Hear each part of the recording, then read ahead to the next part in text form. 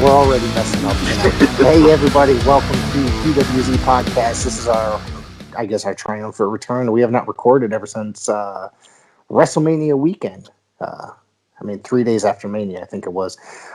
First, I want to say is thank you for tuning in. It's been really, really freaking busy. I know for us, for me personally, family-wise, and I have a son that's in basketball now, so it's a little bit more difficult to record because we're traveling back and forth, around the Northeast. And we're going to be down in Freaks area again in just a few weeks, probably a month or so.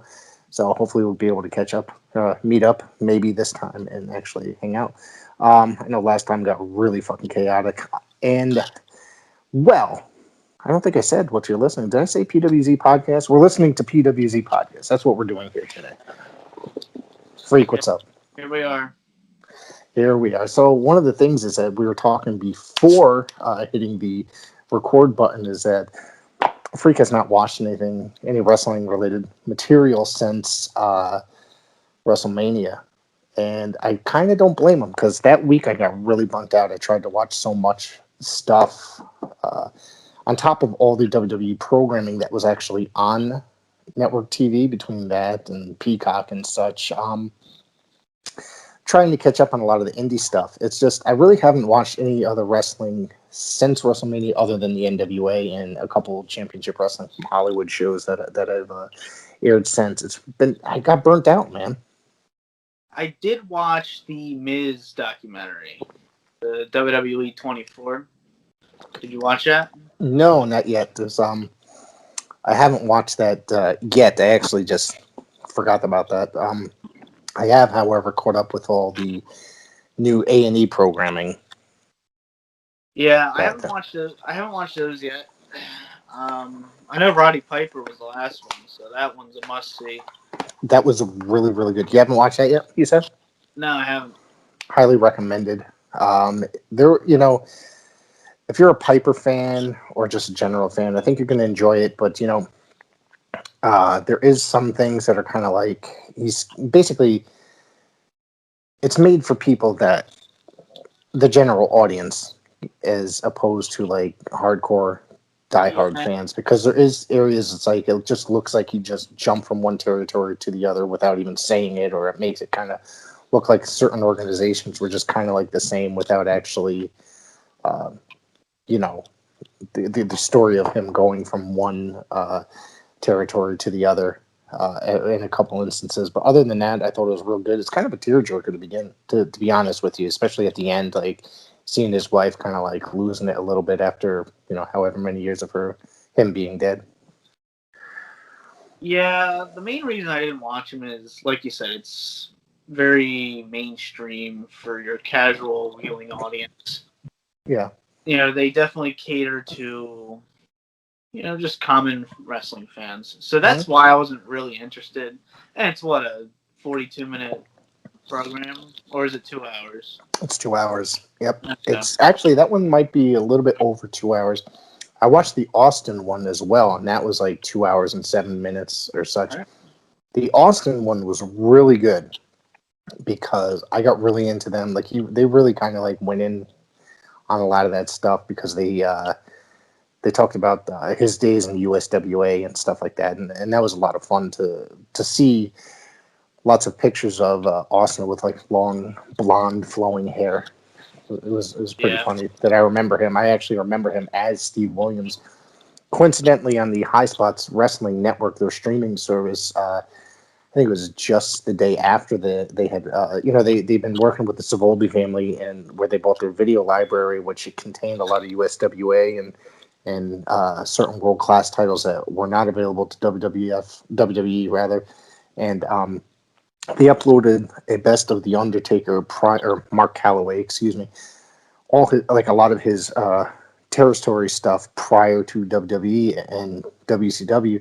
And one of the things was one of the very first match on there is him versus a young Steve Williams, which ends in a squash of like probably 2 minutes. It was really, really funny to watch that. Yeah, I'll get to those documentaries. I don't know. It's probably one of those things where I'll just binge the whole season or whatever. I don't know how many they're doing. Like, how many episodes? Like 8, 10. That I'm not certain of. I know that this weekend is the Randy Savage episode, which I'm really looking forward to. I think that's going to be a really good one. I know there's a Hogan one, obviously, that's coming out, and one more. I just can't think of what the other one was. Booker T? I believe so. Yeah. Yep. So another show that they are producing currently is the Treasures. What's it called? The Most Wanted Treasures. Yes, the Lost Treasure show, and they've done 2 episodes so far, and some of the pricing where they look for previously used not merchandise, but attire or such that went from the wrestler or the company to a private collector and somehow ended up, that or maybe bought at a charity auction or such things. They've done 2 episodes. They've done a Mick Foley episode, and then they did an Undertaker Kane episode. And as uninterested, I'm not uninterested, not interested in Foley. It's like I've just kind of had my fill on Foley over the years. I've met him several times. I followed him since his earliest days. It's just, I've seen a lot of him. So it's like I wasn't really necessarily interested, but once you start watching it and the story and then his interaction with the fans and the guys that they're trying to basically get the merchandise back from is the premise of the show, so that they're opening up a WWE Archive Center in Stamford, Connecticut, and the interactions and I know you said that you were familiar with one of the gentlemen, that guy that was dressed all in pink, that really nerdy collector. Yeah, loosely, yeah. Yeah, that dude has 2 houses. That what you saw was because they kind of portrayed it that's where he lived. Yes. So yeah, that's a whole separate house, which is basically just a museum. I saw some cool shit in there. Like you saw he had a Savage coat.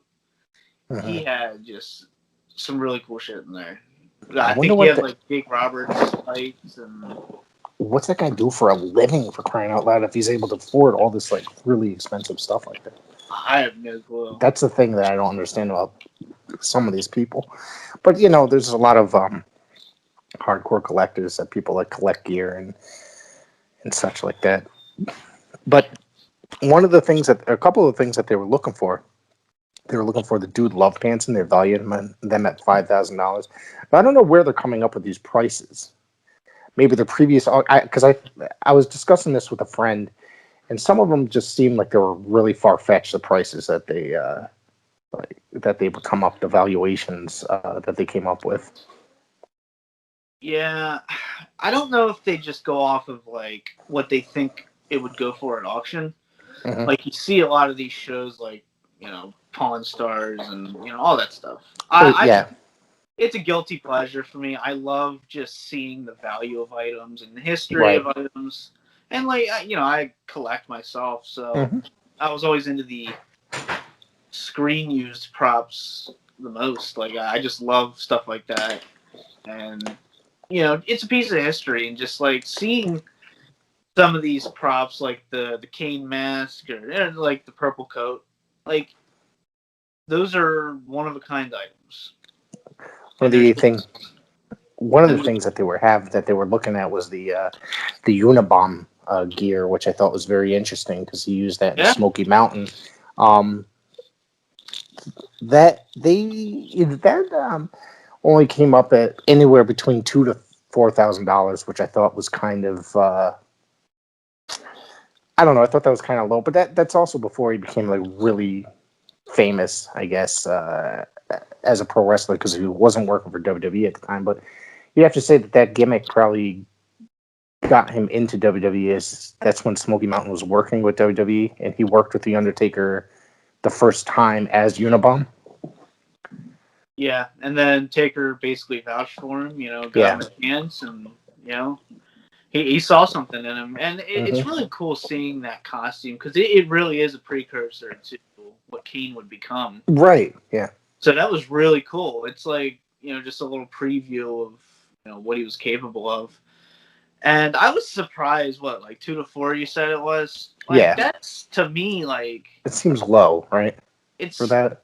Yeah, and that was the only one. He made it himself. It's like a rookie card, basically. Exactly. Yeah. And I was surprised because to me, out of everything on this episode, the second episode, that to me was like kind of the holy grail there. Right. I really, I mean, I was a fan of Smoky Mountain at the time, and I watched it, and so, I remember watching that match rather, and I just thought it was unique. Did you see when they were showing the Smoky Mountain footage of Unabomb and the guy that he was about to face was a very young Al Snow in the ring? Yeah. So I thought that was awesome. So I don't know how many people caught that because you really looked like a young kid at that time period. Yeah. I think that was right before his ECW stint.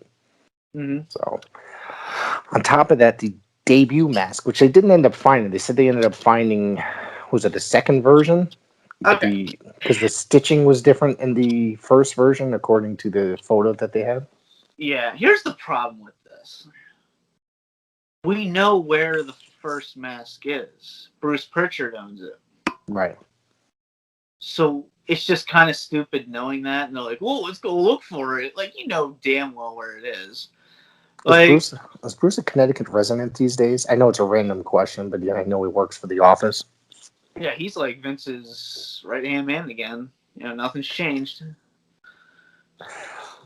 So it's somewhere in his collection. I mean, they could just Yeah. go to the home office and ask him, basically. Yeah, like, exactly. I was like, are we gonna get a Bruce Pritchard cameo here? Like, but no, like, so it's just kind of like they're just playing dumb to the audience as always.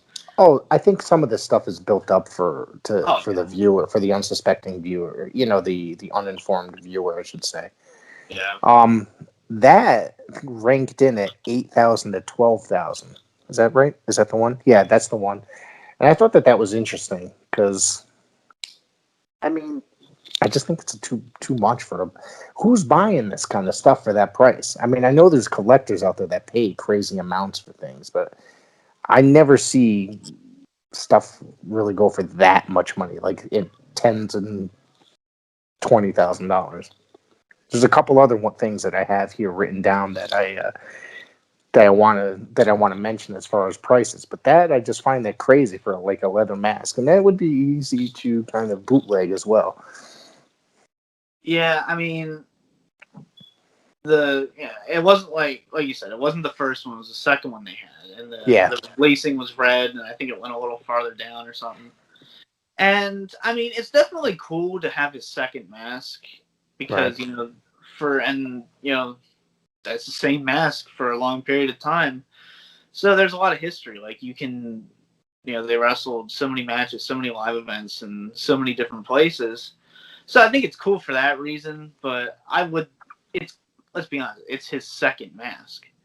Right. It's not the first one. So I don't know who would pay $12,000 for the second mask. How many has he had? Yeah. How many has he had overall for years? I mean, just a few probably, right? Yeah. I mean, because they can't last. I mean, they probably last a very long time, but I don't know. So, I mean, well, now they got the one with the built-in wig as well. So that one is just ridiculous, knowing that he's bald, and it just yeah. Anyways, the urn, which I thought was the most interesting part, was the betrayal urn from when Paul Bearer smacked the Undertaker over the head with it. That was $10,000. And what did they end up giving the guy, if you remember? Because I think they ended up trading a suit for it. They gave him a Paul Bearer's suit, and they gave him another urn that was probably used during like the WrestleMania 29 build. So later on. Yeah. Okay. Right. So I don't know. I just thought that was kind of scuzzy for them to go after the urn because it was a really good friend of Percy Pringle's, so William Moody. So it's just like, and it was kind of like it had sentimental value, and you can tell that they didn't really want to get rid of it to begin with. No, and I don't know. I wasn't gonna bring this up because it's gonna sound stupid, but the first episode, Triple H kind of like dissed collectors a little bit. Do you remember that quote? Not that I recall. No. He was like, "It's cool that people have their own collections, but this stuff should be in the hands of the company, not hands of the people. Like that type of quote. Like, Well, fuck you. I mean, Like, I'm sure he collects something other than exactly. dust. Yeah. Um, Collects Stephanie's handbags. but it's just it's such an interesting hobby, and it's a lot of fun to collect stuff. Yeah. You know, and I know one of the things that we talked about, we're going to get into certain things that we'd like to collect as well, on top of discussing this stuff. I just thought, like I said, I thought it was kind of not very cool of them to go and take that burn, because the guy was a personal friend. I know I'm repeating myself, and it had a lot of sentimental value. But they gave him one of his suits, which I'm just like, it's a suit. Yeah. It's not something. I mean, I'm sure it was used, but it's like this one, that particular urn had a. It was used in a particular storyline that was like very important to the Undertaker and Kane character. Yeah, I felt bad for the guy. I Yeah, well, really did. it seemed like they harassed him and they weren't paying him or asking him if he wanted enough, basically. Yeah. They're So, like, we don't give a shit how this means anything to you. We just here's your right? money. Like, cause you Yeah. can't just buy memories. You can't buy stuff off like that. So I felt bad for the guy. I really did. I wanted. Yeah. I was pulling for him, but they got him. Vince always I wins. don't. Yeah, well, that's true too. The Mick Foley one, the Dude Love Pants. I think I said this already. Was $5,000 for his pair that he wore during his when he was doing the Three Faces of Foley. Yeah. $5,000 for a pair of tights. I could see the shirt going for more. Remember he had the Cactus It made Jack mass shirt? market. Well, the vest, you mean? Yeah, the But even still, if you think about that, that's a later period. That's the WWF version of Cactus Jack. That's not the original Cactus Jack. That was the WWE WWF version of Cactus Jack when he came out with that. So Cactus Jack had his own stuff that he wore, like an old black top and stuff like that. So they were really seemed like they were pretty strictly going for WWF era stuff during that during the Find for the Foley episode, because it's like, and they kept showing clips of him in WCW, but I'm just like, that's not the outfit that they're talking about. They're bringing back the one from like his later, from like when he reincarnated Cactus Jack basically during the Three Faces of Foley phase. So I mean, that one, to me personally, that really wouldn't mean as much. It would be like an earlier Cactus Jack. To me, would mean more. I'd rather have the mask. I think that's. I've always said. I think a lot of people have the same feeling that just Mick Foley for me. I don't hate him, but I don't love him. To me, he's like the most in the middle wrestler where I just don't care. He doesn't excite me. A lot of people have that feeling. Like I said earlier, is that I love Foley, but it's just one of those guys. I've been watching him for 30-something years. I've just kind of had my fill on him. You know what I mean? And it's nothing that it's like, nothing really is going to excite me. He's not, he comes off like, I love what he did for the company. I love what he does now. You know what I mean?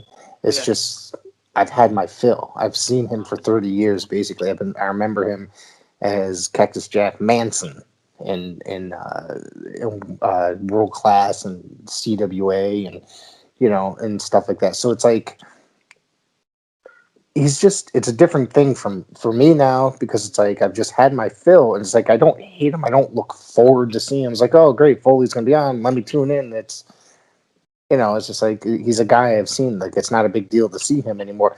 Meeting him in person, that's a whole nother thing. I just met him, not this past year, the February before, and he was a great guy. It was a great speech and a really cool dude. But it's like I said, on TV and stuff like that, it's just not like a thing to go nuts over anymore. So, did you watch Foley? no, what is that? You didn't watch Holy Foley? He has a little No. reality show on the network. Like That I was don't like watch one of the network. No. What is this new or is it older? I think it was at launch, so 2014. Oh, then no, definitely not. I didn't get the network for about a good year until Yeah. until it after the a year after the thing was launched. So, Honestly, it wasn't bad. Like it was actually pretty and I entertaining. hate reality TV. That's the other thing. I don't Yeah. watch reality TV. Yeah. So I have my fill watching Married at First Sight and 90 Day Fiance with my Dude, wife. 90 Day Fiance, that's my shit. It's it could be it's like watching a car crash, basically. Oh, I know. So I know. it's hilarious to see all the. We both just admitted we watch women television right now, right here. So, We're so making a breakthrough. It's like as Jim Cornette always says, it's like two dogs fucking on the side of the road. You can't help but stare at it. I'll admit it. so the now that let's get back into the show. The Mask was valued that was the 2013 sold at auction for $10,000. I can justify that one. Like I would. That's a cool That's item. the I think that's worth that's paying the cash. original Mankind mask that he had. How many did he make? I don't think he had more than one, did he? Was there a second version? I Or was don't it injured or know. what? I'm not. I don't know. I could see it being there's only one, but like when he came back in like 2000, like in the Ruthless Aggression era and stuff, early 2000s, he obviously didn't use the same original one. So I'm sure they made ones for each like era of the character. Right. One of the other things is that Mankind shirt. I'm sorry, you said the Mankind. I just started talking about Cactus Jack because I know they talked about the Catholic Cactus Jack vest on the show. The Mankind shirt, 7,500 to 9,000. Which that I don't know, man. That just seems a little crazy. Yeah, I don't know. It's just Mick Foley though. Like nothing excites me. Like I can't. Like I don't know. Like if you put it, even if like his memorabilia was really cheap, I'd just be like, yeah. So that's kind of how this episode was for me. That's kind of the best way to describe it. Yeah. Like I don't know. We got one more before we get off topic, before we get off the subject for McFoley. The original, what's that? The original Mr. Sacco, 3,000 that wasn't to the 5. original. No, he said it was. No, it wasn't. It was his Yeah, TV one. yeah. So my thing is, I can go buy a fucking replica off Pro Wrestling Tees for like $20, and it's the same fucking thing, just screen printed on rather than drawn with a marker. And I don't care about that. That's like, and first off, I hated the Mr. Sacco thing. It was in a really bad. It's the Attitude Era. We always know what we say about the Attitude Era. Fuck the Attitude Era. It was just, and it's gotten this whole cult following thing with a lot of fans from that era, and it's just horrific. It's just ridiculous, trashy TV thing. I mean, you're gonna pull something out of your fucking shorts and shove it down somebody's throat. It's disgusting. And the worst part about this episode, the stupid reenactment of visiting McMahon thing with the balloons that was so and the cringy. that was so bad. Like and it looked like, it's like I was expecting some reality to it, but at the same time, that shit was all just put together. You could tell, like McMahon just kind of acting, and it's just, I ate the cookies or candy on the way over. Like, come on now, like it was cringeworthy for sure. And then like they ruined it by him saying, "Oh, can I get out of character now?"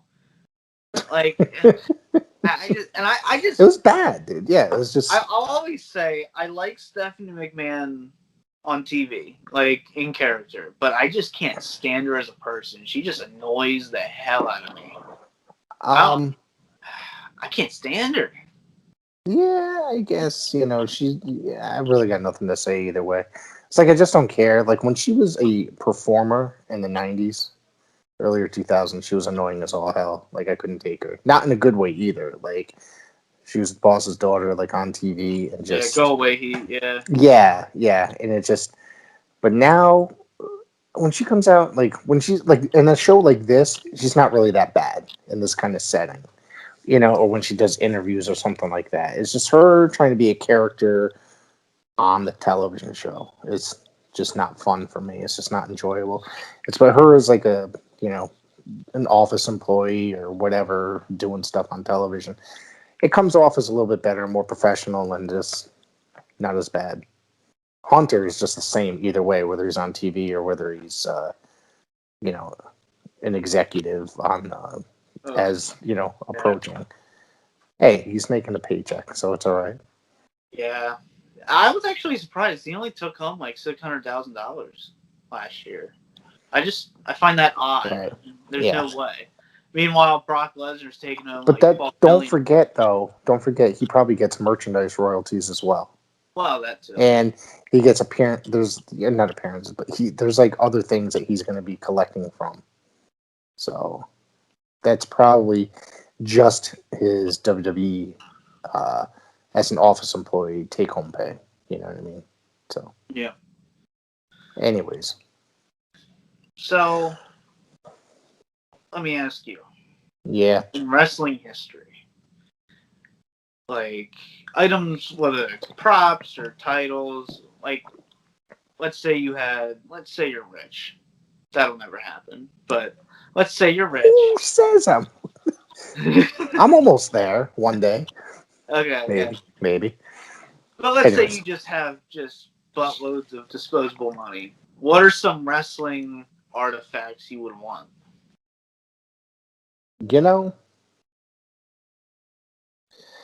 One of the things that they sell, like they'll sell like certain chairs out of like certain arenas or whatever, Yeah. or pieces of a building or something like that. Something like one of the buildings that I always wanted to visit before it was torn down and before wrestling was killed there was a sportatorium in Dallas, Texas.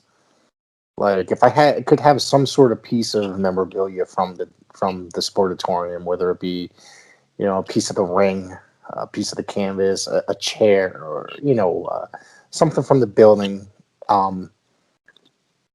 Because that was always, like I said, when growing up and as I got older, when wrestling was still being held there before the building was fucking condemned, I always wanted to visit there. And at least, they should have been turned into a museum, but it was like too much of a shithole and rat infested building. So, other than that, something Gagne related, like from, maybe Vern Gagne and AWA, some sort of AWA merch, memorabilia. I mean, I know they have memorabilia. They made action figures and stuff. I have a AWA belt they just got right there. But, something himself, maybe like I'd like to find like a good Vern Gagne autograph, something that's like actually nice looking. Yeah. Yeah. I mean, What about? I think my number one is, the big gold belt, as it's been named. Yeah. I would like one of those, but it's a specific one. I want the one that Chris Benoit held up at WrestleMania 20. So the one that's got that WWE logo engraved in it. Yeah, but it's for the Benoit picture, man. Just that's one of my favorite images of wrestling is him holding that belt up. Mm-hmm. But yeah, and have his nameplate. So that'd be really cool to have. Yeah, I think so. And kind of like you were saying with the Sportatorium, I don't know if you see every once in a while on eBay, a few they'll pop up. Before the Silver Dome was torn, people like ran in there and got a bunch of like seats and like furniture from there. Mm-hmm. It'd be kind of cool to have like one of the chairs from the Silver Dome. I actually know somebody that's got one of the chair backs Yeah. from the Silver Dome. This they got there in the last year because I remember them posting about it on Twitter. So they were excited about it. So that would be an interesting piece to have as well. WrestleMania 3 is probably one of the biggest wrestling events that's happened. I mean, at least from that era, for that good 20-year stretch or whatever before they started making super WrestleManias that were 9 hours long and stuff. Oh, So. God. And I like wrestling too, and that's the worst part, trying to sit through a 9-hour show. Yeah. Oh man, yeah. Well, you and I were both there for very long WrestleManias. Well, I know I took at least 2 naps, so and there was no alcohol, so There's no alcohol there? I didn't have any alcohol that day, Oh, okay. so I probably should have, but I didn't. Yeah. You at least for that. You sneak that shit in. Yeah. Well, I think I was more concerned I had my kid with me and just eating snacks rather than and buying merchandise. I was like, that's the first time since I didn't buy a lot of merch when I was younger. I mean, I got some merch when I was younger, but in my 20s, I didn't buy a lot of merch. And 30s, it was mostly I'd probably buy magazines or videotapes or tape traded. But now it's as I'm getting older, I'm starting to buy actual pieces of the belts and stuff like that. So, and now I'm buying a lot of autographs as well. So I got another couple coming. So I forgot what that was. So it's now it's I was more concerned with buying some merchandise that I really wanted at the show that was cool because they have that gigantic store in there. They open up a piece and then they enter all the and so I was just I was kind of just enamored in there because it's around that time period I'd started getting really back into wrestling probably just a year before that. So me walking in there, I was like, holy shit! I was overwhelmed with so much stuff that was in there.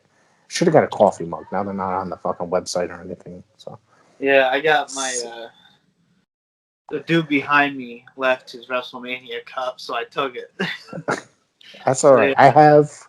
I have one of those, and I have one from Money in the Bank because I was at Money in the Bank the next month because it was in Hartford. So, and they announced that a week later or something like that, and I ended up getting tickets.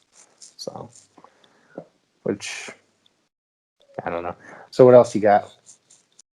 If we're getting into autographs, I would love a Frank Gotch autograph. That's going back as far as probably you're gonna find in autographs. Early 1900s, I believe. Yeah. Yeah. I'd also love his title belt. That's another one because that's it's like a belt buckle. It's really tiny. Yeah. Yeah. They looked like shit, but it was great. Every now and again, you could find something like that online, on eBay or whatever, an autograph. Yeah. The fuck would I say? I'd like to go for a Carl Gotch autograph. I'm a huge Carl Gotch fan as well, like him and Billy Robinson. I know there's Billy Robinson autographs out there. It's I'd really like to get something of his. If you're into he was really big with the AWA and Catch as Catch Can. But if you ever have a chance to read his book, it's a really fucking great book. It came out probably 3 years before he died. It's just really good. JJ sent me a message. I don't know what the I'm trying not to read it because it's something stupid. Oh, fuck. He made his cameo tonight. Yeah, man, we miss JJ. He's got to come back on sometime soon. I think I spoke to him yesterday, maybe. Yeah. Talking about the stalker we got. Anyways, yeah, pro wrestling. It's a shoot. It's a shoot. Oh man. Yeah, I've always kind of wanted to get into ticket stub collecting. I would want one for every WrestleMania. That'd just be cool to have. Or stuff like Collision in Korea, if you could find a ticket stub from that. Which that's the episode I'm looking forward to the most for Dark Side of the Ring this season. That one I'm gonna see. I'm gonna watch them all, but that one in particular is gonna be really good. Yeah. That's what I wanted to bring up. I know I sent it to you earlier today because I was gonna try to get to watch it today, but I didn't end up getting the chances. that they released part 1 of the Brian Pillman document episode of Dark Side of the Ring. Hopefully I can get to that tomorrow and then we'll discuss it this weekend. But I'm happy that they're going to be doing that documentary. Somebody that's definitely in deservance of a very good story, of his story being told, because he influenced a lot of wrestlers that are around today, if you think about it. Yeah. Like WWE like shafted him. Like they kind of like. well, if you think about it, he was only in there about a year before he died, so he didn't Yeah. really have a lot of time in there. Like, and he was doing, the feud with Austin. I thought that was, there was a little goofiness to it, obviously. The Pillman's got a gun. Yeah. But didn't he wrestle a pencil or something? Or was that ECW? I'm trying to remember. Where did he wrestle the giant pencil?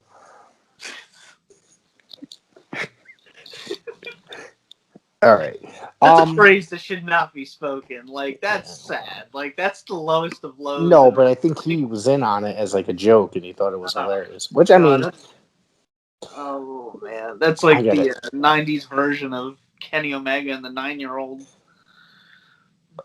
Are we getting into that? Because I could fucking go on for an hour about how fucking... No, we shouldn't do this. Because I'm going to tell you, Kenny Omega might be a really great wrestler. But, by the way, right now, he's just annoying. He's like a shell of his former self that he was in Japan. And I just think that right now, him being the gigantic star that he was in Japan, it's not transitioning into American professional wrestling. All those nerds that watch AEW are all guys that were a fan of him and the Bullet Club and stuff like that. And those are the guys that are basically watching AEW and think he's the greatest on earth. He's not a crossover mainstream star like he was in Japan. Nobody's going crazy over. I heard more about him when he was wrestling in Japan, the big star in Japan, than since him coming over to the United States. Yeah, I will admit, I hate the man, but I love the matches he can put on. I don't hate him. He just annoys me. I can't. Him wrestling a blow-up doll, him wrestling a 9-year-old girl. I don't know if he wrestled some fucking invisible person. Yeah, the Invisible Man. Yeah, like blow up doll. Yeah, like that's some major fucking bullshit right there. All right, because it's supposed to be professional wrestling. It's not a sideshow. It's not a joke. It's. But here's the thing, though. That goes with hating the man, because when you give him creative control, it's awful. But when he just does what the promoter asks, he's great. Like when he's in a legitimate storyline in New Japan, like Okada, those 4 matches were masterpieces. I don't care what anyone says. Well, I don't think New Japan would allow him to do things like the blow-up doll or the 9-year-old girl. Like that was when he was working DDT or whatever, and they're known for their comedy matches and stuff like that. It's sad to say, because I'm a wrestling fan and I prefer traditional wrestling. Like, I'm not going to sit here and watch ridiculous stuff like that, and I'm not going to sit here and watch like cartoon shit or intergender shit or any of that stuff. I can't handle it. It's like, it's not like it just. I like my professional wrestling to look legitimate and to be realistic, very realistic.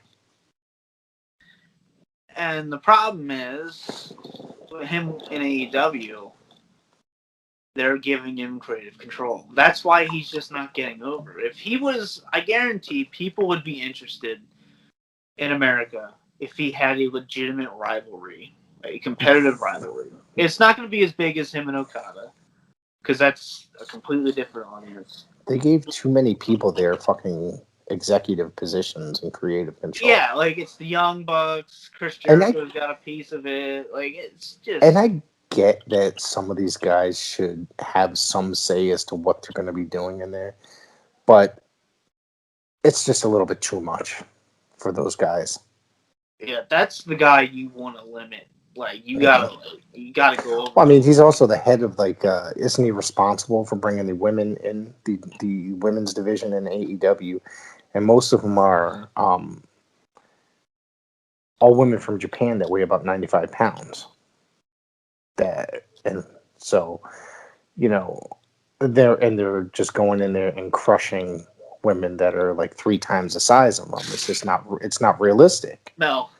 And Yeah. it's not presented in a realistic manner, and it's just like it's kind of upsetting. It's like this is what it's like McMahon kind of brought like what professional wrestling was down to a shitty level, to a bad level, and then here's AEW just making it something, using this and just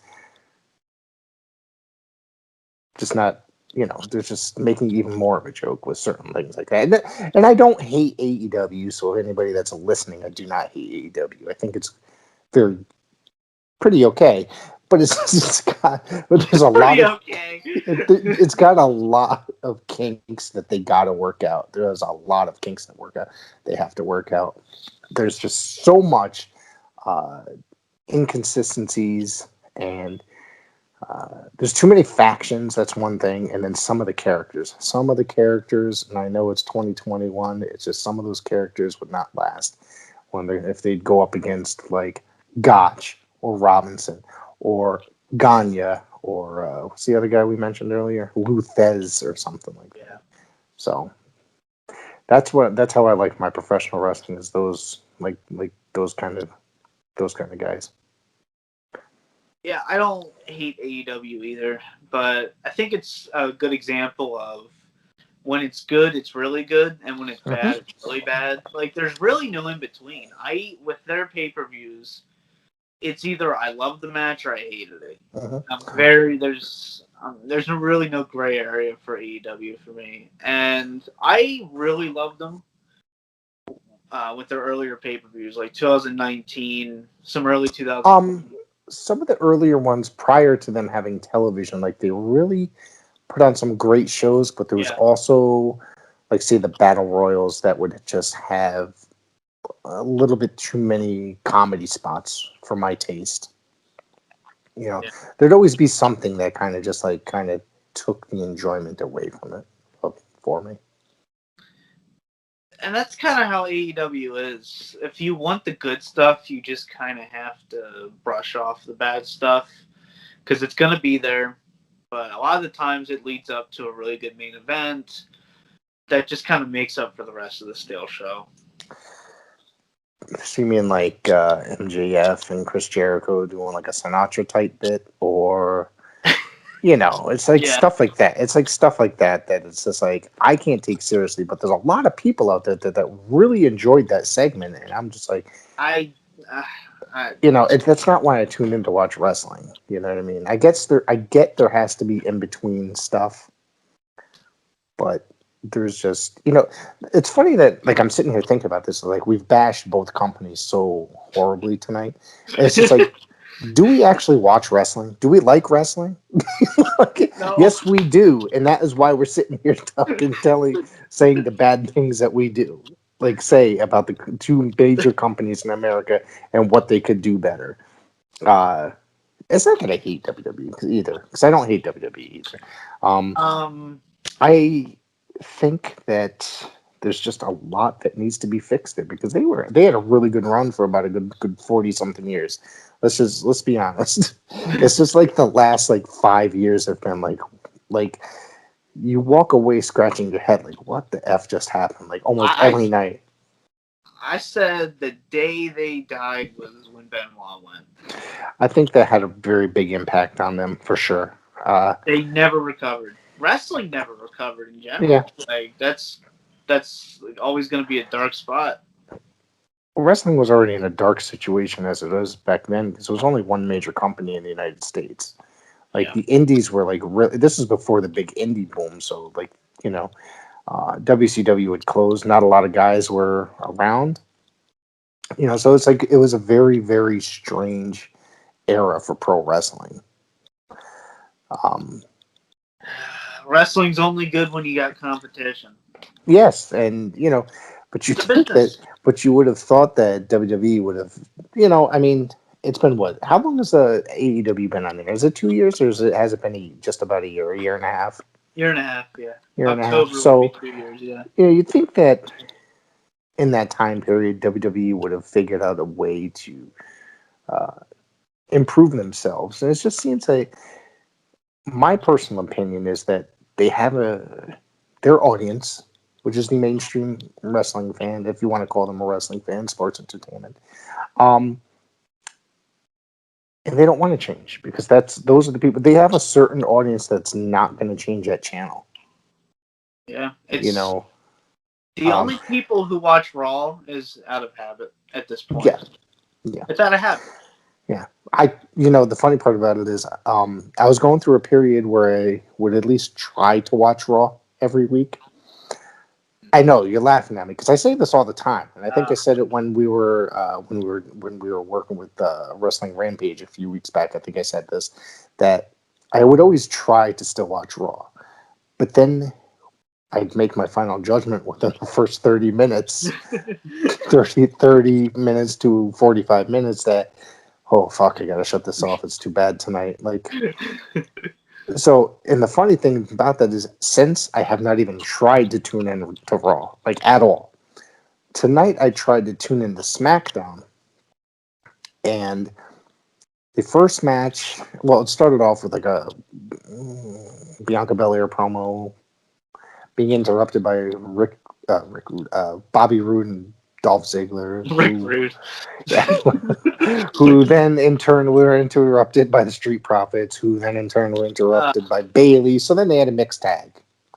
I was like, oh, God. First off, I mean, I love Bianca Belair, don't get me wrong.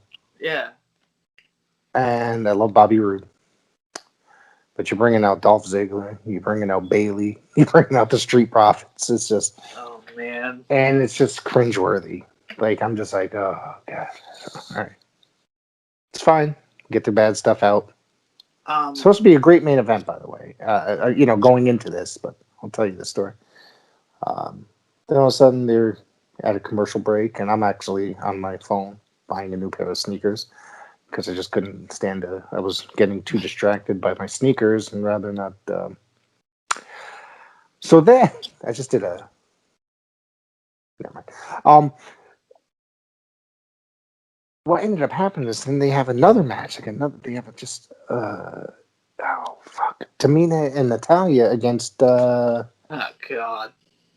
What the hell's the name? Nia and Baszler. I'm just like, jeez. And I'm sitting here die. Yeah, I'm sitting here oh my God, what the hell's going on? So literally after that match, and now I'm watching on my tablet. My wife's watching the regular TV, and then. So I'm sitting there. It's just I can't take this. Literally, I was trying to tune in because the main event was Daniel Bryan and Roman Reigns. And if Daniel Bryan loses, he's done with SmackDown, which means I didn't watch it yet. So. Oh, you don't know who won? Do you actually know? Or no, you just I was hoping you knew.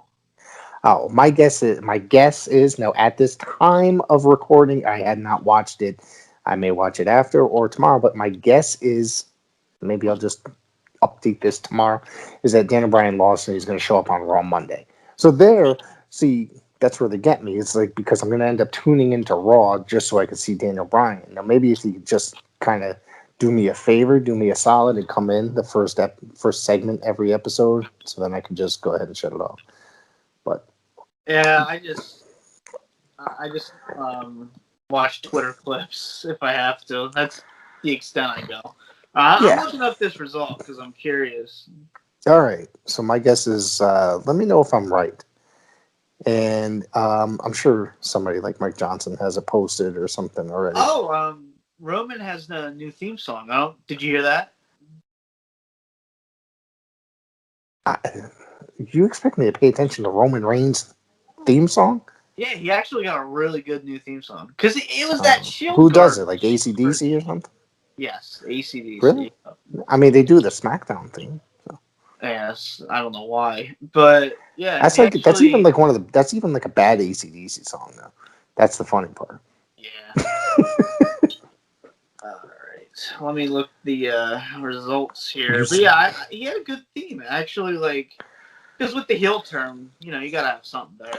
Yeah, he's got it because wasn't he still using the Shield theme? Yeah, which is garbage. So Yeah, it was all right. I mean, I just hate the Shield, but no comment on that.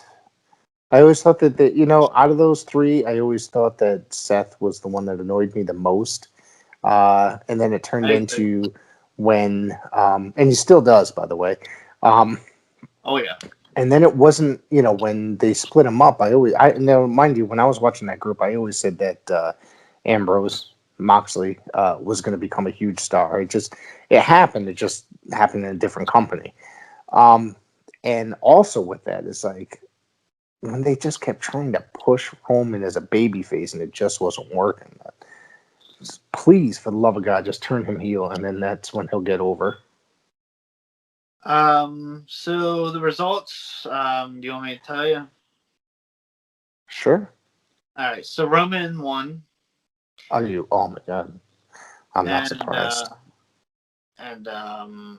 supposedly it was a match of the year candidate, which isn't saying much, but still. Well, hold on. They're already deciding a match of the year candidate, and it's been over for like an hour. Yeah.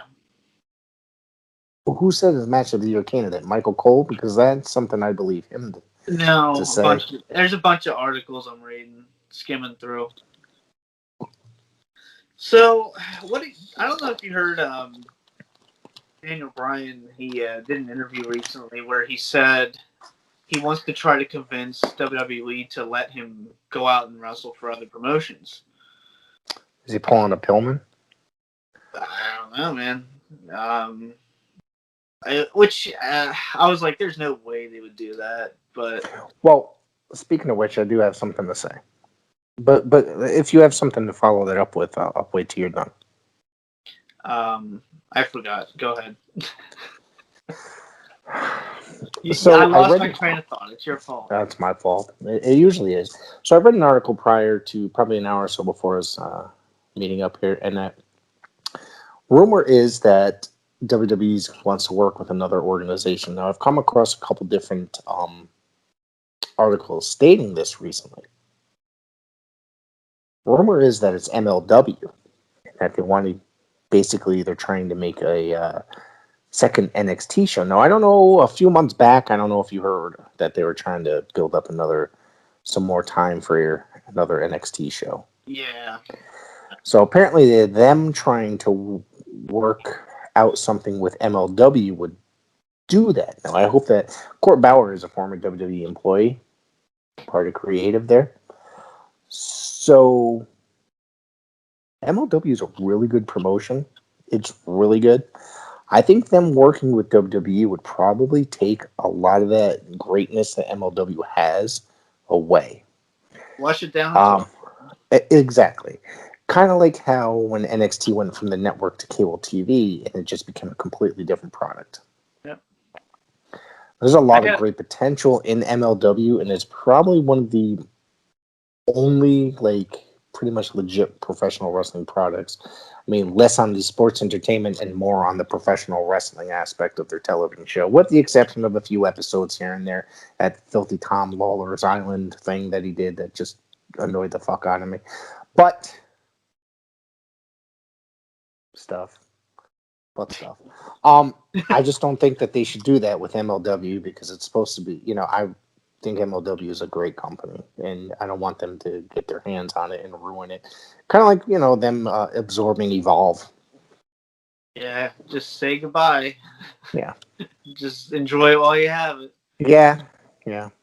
Who the hell knows what will really actually happen? I mean, I think it's too early to actually tell, but, just from the stories that have gotten out, um, but I think that they would also give certain guys a tremendous opportunity as well if they were associated with it.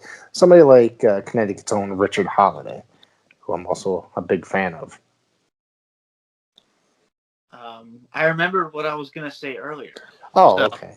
45 minutes in. I was talking about Daniel Bryan wanting to be able to convince, let's be honest, just Vince McMahon that he wants to go wrestle in other territories, other promotions.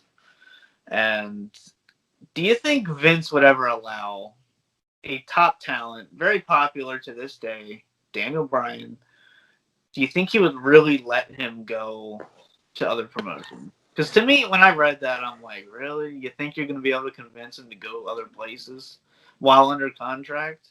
My thing is that back in the days, now I know Vince has definitely changed in the last 40 years. Yeah.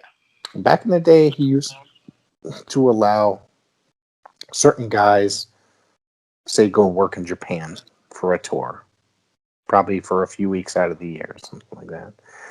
The guys like the British Bulldogs had it worked into their contract that they weren't going to stop work in Japan. So they would come here, work however long, and then go back to Japan for however scheduled amount of weeks for a tour.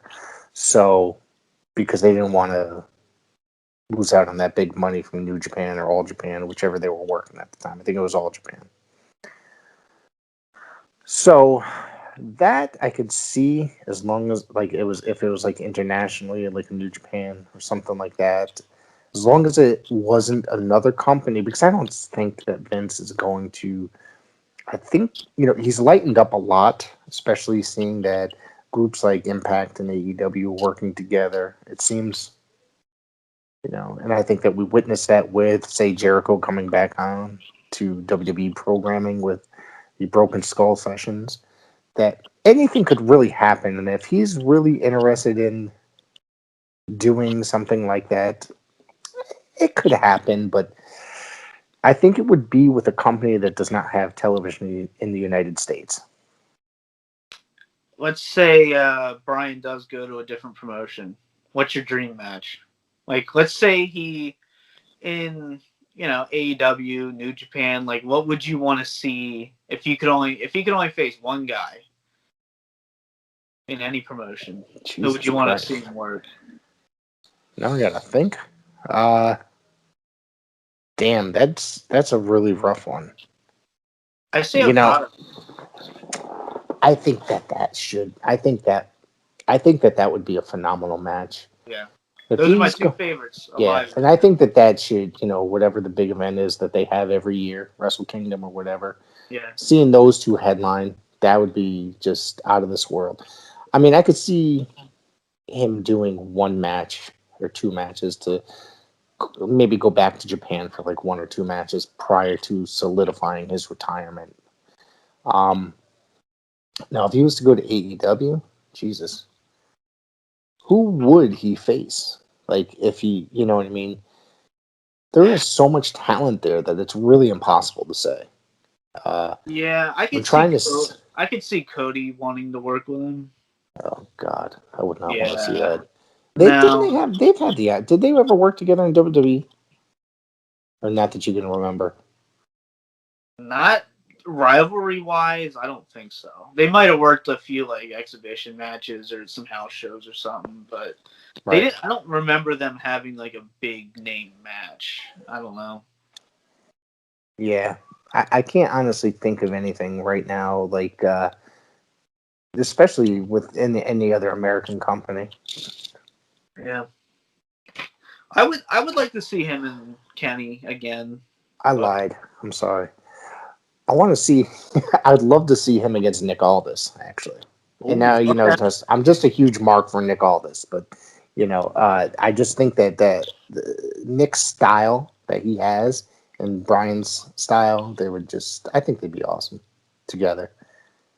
I don't think the NWA would ever be able to shell out money to get Daniel Bryan for a match, to be honest with you. I don't think that's in Billy's budget, but yeah.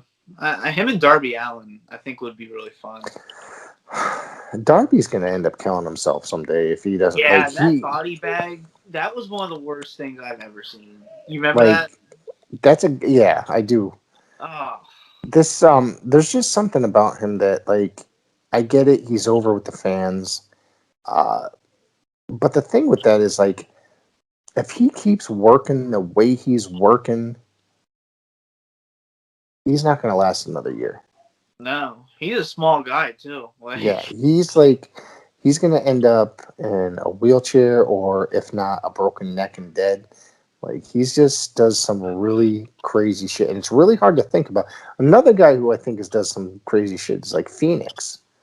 Yeah, that's just like he goes for these moves, and he just he'll land right into the barrier head first constantly. Like that guy's gonna fuck himself up permanently. Yeah.